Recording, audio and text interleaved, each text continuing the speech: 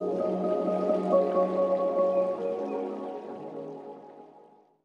की कहानी में एक ऐसे कलाकार की मंशा को उकेरा गया है जो अपने अभिनय से सभी को आनंदित करते हुए स्वयं भी आनंद का रसपान करता है।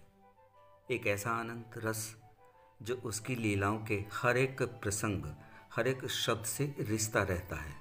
आज की कहानी का नाम है रंगकर्मी कृष्ण। आप सभी श्रोताओं से निवेदन है कि इस प्रसंग को ज़्यादा से ज़्यादा लाइक शेयर करना बिल्कुल मत भूलना, और हाँ, चैनल स्टोरी विद मुनेंद्र को सब्सक्राइब ज़रूर कर देना। तो लीजिए शुरू करता हूँ कहानी रंगकर्मी कृष्ण। आज सुबह से ही वातावरण में अनोखे बदलाव से होते प्रतीत हो रहे थे। प्रकृति की दिनचर्या में विशेष उतार चढ़ाव हो रहा था। पक्षियों की चहचहाहट और सुहावनी हवा में लहराते पेड़ पौधों की मधुर वाणी कभी इतना मन को लुभाती न थी जितना आज आनंद दे रही थी। सूर्यदेव भी एकदम निखरे निखरे से अपनी प्रथम संतरी किरणों की छटा जैसे दोनों हाथों से लुटा रहे थे। सभी इस मनमोहक दृश्य को हमेशा के लिए अपनी आंखों में बसाकर रखना चाहते थे। गृहस्थ जीवन में ऐसे आनंद की घड़ी को संयोग ही मानते हैं, पर एक निर्धन ब्राह्मण जो बहुत ही कमज़ोर शरीर और मैले कुचैले विक्षित कपड़ों को पहने हैं, जिसके परिवार में इतना भी धान नहीं कि भूख में खाया जा सके, उस ब्राह्मण के मन पर आज के दिवस घटित शुभ घड़ी का कोई प्रभाव नहीं था। वो पत्नी के साथ असहाय सा अपनी कुटिया में बैठा था। बस वो हर पल यही सोचता कि पत्नी कहीं टोक ना दे, फिर से मित्र के यहाँ जाने के लिए ना कह दे, और पत्नी हर पल ये सोचती कि एक बार और कहकर देखो। दोनों पति पत्नी को एक दूसरे के मुंह खुलने का भय सा लगा रहता था। पति के दुर्बल शरीर को देखकर पत्नी मन ही मन दुखी थी, क्योंकि उनकी भौतिक स्थिति ऐश्वर्य युक्त नहीं थी, इसलिए वे दोनों ही पर्याप्त भोजन नहीं कर पाते थे।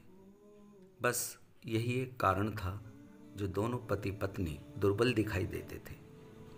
वैसे पत्नी अपनी व्यक्तिगत सुविधाओं के लिए अधिक उत्सुक नहीं थी, परंतु उसे पति की अधिक चिंता थी।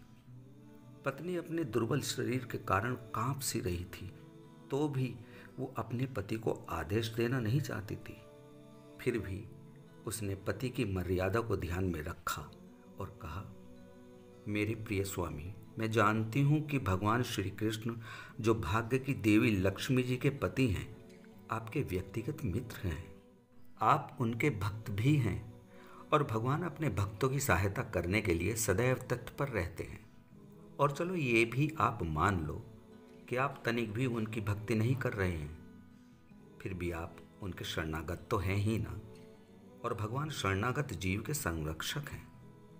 इसके अतिरिक्त श्री कृष्ण वैदिक संस्कृति के आदर्श हैं और ब्राह्मण संस्कृति का वे सदैव ही पक्ष लेते हैं। आप बहुत भाग्यशाली हैं कि श्री कृष्ण आपको मित्र रूप में प्राप्त हैं। आप जैसे व्यक्तियों के श्री कृष्ण ही एकमात्र शरण हैं। आप कृपा करके उनके पास जाओ, वो तुरंत आपकी कंगाल स्थिति को समझकर अवश्य ही पर्याप्त धन प्रदान करेंगे। जिस वाक्य को रोज रोज सुनकर सुदामा मानसिक रूप से कष्ट महसूस करते थे, आज पत्नी द्वारा कहे गए आग्रह को एक नए रूप में सुनकर मन में और टालने या बहाने बनाने की अटकल शेष नहीं बची थी। हाँ, सुदामा आंतरिक रूप से पत्नी की कही बात का उपहास अवश्य कर रहे थे। प्रिय, तुमने मेरे परम मित्र के विषय में जितना भी कहा बहुत संक्षेप में कहा। उसकी महिमा का बखान तो कई करोड़ मुखों से भी नहीं हो सकता, पर तुमने ये सब मुझे क्यों बता दा? क्या मैं नहीं जानता?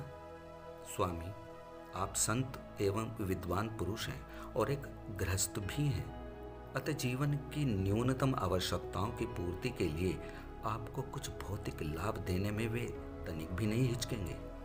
पत्नी सुशीला ने अत्यंत ही नम्रतापूर्वक कहा था। सुदामा मुट्ठी भर चावल के साथ सुशीला से विदा लेकर जूं जूं दूर जाते, वैसे वैसे सुदामा अपने परम मित्र के यादों में रचे बसे कृष्ण के करीब होते जा रहे थे। द्वारिका तक बस एक ही ख्याल मन में जगाया था, कैसे मिलूंगा अपने भगवान से। मेरी हालत देखकर कोई क्या कहेगा? मेरे मित्र की शान में मैं कोई गुस्ताखी तो नहीं करूँगा। बस कुछ ऐसे ही अनचाहे प्रश्नों में सुदामा का मन उलझा था। यदुवंशी राजाओं के महलों तक पहुंचना जीवन का अत्यधिक कठिन कार्य लग रहा था।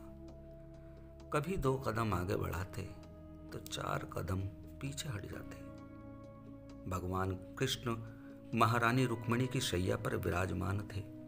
अत्यधिक दूरी होने के बाद भी कृष्ण गरीब ब्राह्मण को अपने महल की ओर आते हुए देख रहे थे। भगवान ने तुरंत अपनी गद्दी छोड़ी और तूफान से भी तेज गति से नंगे पांव दौड़कर अपने मित्र को कसकर अपनी गठीली भुजाओं में भरकर आलिंगन किया। आदरपूर्वक उनका भव्य सत्कार किया। मेरे प्रिय सखा, ये अहोभाग्य है कि आप यहाँ आए। सुदामा का समुचित प्रकार से स्वागत करने तथा अपने गद्देदार शैया पर बिठाने के पश्चात भगवान कृष्ण ने कहा था। आपस की बातों का सिलसिला शुरू हुआ। सुदामा को विद्यार्थी जीवन की गतिविधियों का स्मरण कराते हुए कहा, सुदामा, तुम्हें याद होगा कि एक बार गुरु महाराज की पत्नी ने हमें ईंधन लेने के लिए जंगल में भेजा था। हम वहाँ लकड़ी एकत्र कर रहे थे, तब संयोग से घने जंगल में हम फंस गए थे और वहाँ खो गए थे।